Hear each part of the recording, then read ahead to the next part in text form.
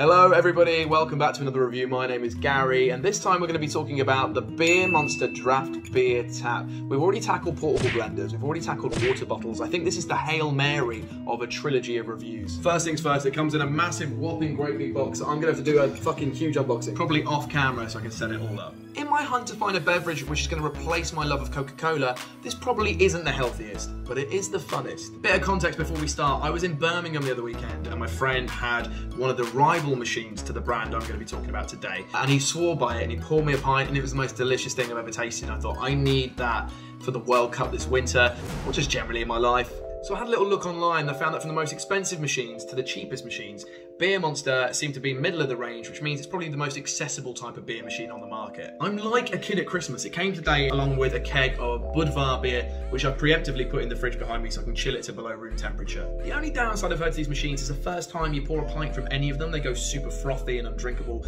which is obviously of no use to anybody. But apparently that's true across all these types of machines, so I'm excited to see if that's true or not and how bad it actually is. Leave it with me, I'll assemble it, and together we can get drunk. 2 hours later. So far it's actually been pretty easy to set up. You just attach the handle so you can pull the pint, you attach a drip tray, and then at a push of a button, that opens up and you can fill it with some water, which acts as a coolant around the keg. The real reason I paused the video here for a second was to show you the piece de la resistance. Oh, just look at that bad boy.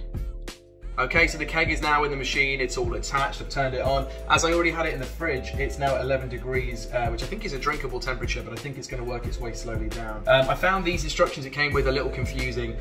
Maybe it's me not really taking the time to read it properly or being a bit dumb. But for example, on one page it says, attach a keg handle, then press the piercing pin against the sealant on the upper center of the keg. It doesn't really explain to you what the piercing pin is. You have to screw things into each other and then pop them in there. So I actually found myself going to BeerMonster's own YouTube channel where a handy guide talked you through everything, and that was far more easy to understand. In future, when I go to change kegs or install new kegs, I'll just jump back to those videos because they got me finished in no time at all. As this was my first time installing the keg, it all got a little bit messy. I was reading these at length at the same time as installing it, and the moment you take out the lid from the top of the keg, beer starts spurting out. So actually time is of the essence, because by the time I read what to do and how to pierce your nozzle in, I found the whole top of the keg had been like doused in like a layer of beery film, which I kind of like leant forward and to suck up like a child. Tasted nice though. From watching the videos on BeerMonster's YouTube page, it looks like the only thing I've got left to worry about now is the pressure in the machine. The whole thing runs on a gas nozzle type system. You've got a minus and a plus indicator at the back here, which means you have to like trial and error and work with it in order to get the best pint out. I'm excited to pour one. What do you say? Should we give it a go? I've got my bougie little chalice here. I'm gonna pour my first pint. I'm a little bit nervous because even the pros say that you just get nothing but froth the first time, and that's okay. You throw it away and then you adjust the nozzle and you get the proper pint. Let's see how we get on, shall we? Okay, here we go. Ready? Yeah, as expected. Although, it looks like there might be, no, it is all froth. Okay. Pour that away. There you go. Let's try again, shall we? Okay.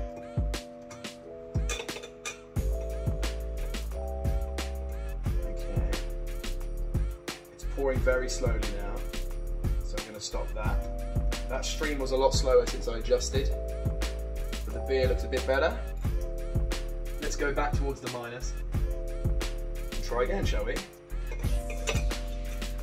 Okay. Now nothing's coming out. I knew this would be very trial and error. Let me figure this out. Hang on. Okay, rereading the instructions here, it says turn the CO2 pressure dial to the plus position to pour the beer out. That is kind of at odds with what it says on the top, where it says when beer can't be tapped out, turn it into the plus position for 5 seconds, but normally keep it in minus. So that's two contrasting bits of information. Maybe it does make sense, maybe I'm a novice, but let's turn this to the plus side. There we go. Give it a second to work. And let's try again. Okay, it's just very gently coming out, but nothing really doing here. Right, the only thing I can think of is I've maybe not screwed the CO2 thing inside there tight enough. I'm going to try and screw it in a bit further, see if that makes any difference. Okay, I've adjusted the CO2, I've tightened it up inside there. It still was pretty tight.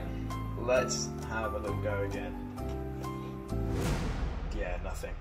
1 hour later. Sadly, in the interest of being transparent and honest, this isn't off to the best start. It's been an hour now trying to figure this out, and I mean, as you can see, I've done everything and it just doesn't really want to pour. So I've consulted the troubleshooting guide on the back.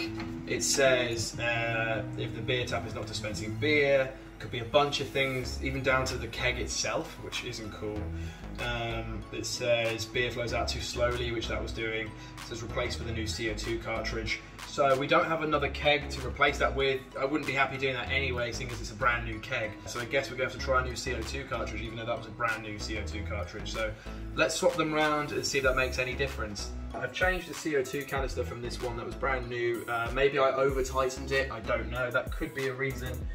Again, as I say, I'm very much a newbie, as you can tell, on all these things. I'm going to pour away whatever we had before, and I'm going to try again this time with a brand new CO2 cartridge. Nothing. The very first time we did this, we got a load of froth, and that felt like it was in the right ballpark, but ever since then, it's just gone down. I'm going to turn the knob to plus.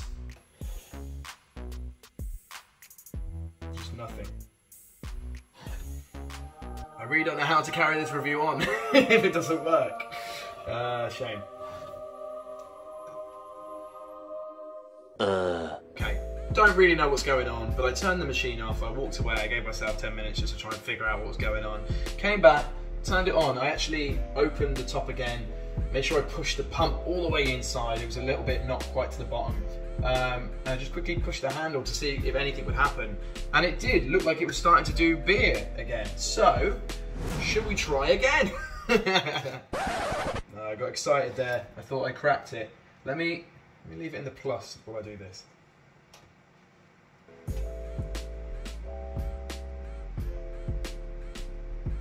Okay, now it's pouring consistently if you just leave it in plus. I don't know what people are talking about with pressurizing and changing it. It's working now, as you can see. This is cool. Start to straighten it up. And there we go, I think that's the first time I've ever pulled a pint. Apart from when I went to the Guinness factory. Fuck me. Look at that. Look at that. Woo! Beautiful. Right, let's wait a second. I'm going to get reset up back down there and we can taste it together. Well, I don't know how and I don't know why, but I did manage to pour what looks like a pretty perfect pint. Super bubbly, nice and cold. Let's give it a taste test, shall we? Oh, that's perfect. Okay, that's perfect. That is like a pint that you get in a pub. The Liverpool-Man City game's just about to kick off. It's the game of the season. I'm gonna have a few of these with it. I have to say I'm super impressed with the end product. The actual getting to that stage was really tough. I almost threw the towel in. I thought maybe, I never thought the machine wasn't functioning right, but I just thought something along the way just wasn't working with the keg and the contraption. I think what it may have been was the CO2, or I hadn't pushed the pump all the way to the bottom enough, or it could have been that I need to leave it on the plus the whole time. There's a lot of contrasting information about pressure in the gauge. People say leave it in the minus and add a little bit. People say leave it on the top. I don't like the lack of consistency across the board in terms of, I would like it to be one thing works for everybody. You put it to the plus, pour, go. Which to be fair, it does say in the instruction manual, but even the BeerMonster's tutorial guide says add slowly bits of gas in there. So I don't really know what the correct answer is. Definitely not the easiest thing for a novice like myself. The pint is delicious. It changes the game from bottled beer that you get in a fridge. I'm going to dive into that in a second. I think I've earned it through all the hard work, just trying to get it up and at them. The machine, I think, currently retails at £150, and it's definitely the mid-range price in the market. I think that's more than good value for money when I've seen machines go upwards of 250, 300 plus. Is it easy to use? As you can tell, no. Will it get easier going forwards? I hope so, yes. The changing of the barrels, the cleaning of the machine, everything seems straightforward, even getting everything in there and set up. I'll remember it all in time for next time. It's just for now, that initial getting to know the machine was tricky. As I've said before on this channel, I'm a glass half full kind of guy, quite literally in this case. So I want to like the things I review them for a reason, but I don't want to be swayed by bias or anything like that, so it has to be a true opinion. I think the machine is quality. I think it's fun. I love the end product. That's the whole point you get it for, is this. I just didn't like the effort to get there.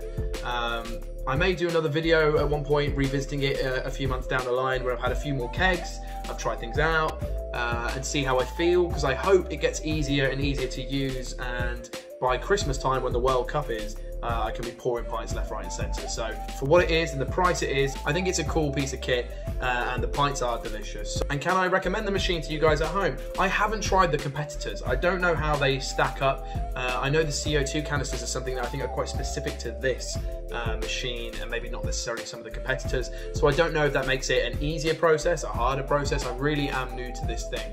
But as a first timer, apart from the stress of getting it poured, now I really am excited to keep pouring, and I'll have a few this afternoon to celebrate. So cheers, thanks for watching the review. I hope it wasn't as frustrating for you to watch as it was for me to try and set up and work. But now it's all done, I can't wait to relax with a pint. See you guys soon on the next review. Cheers.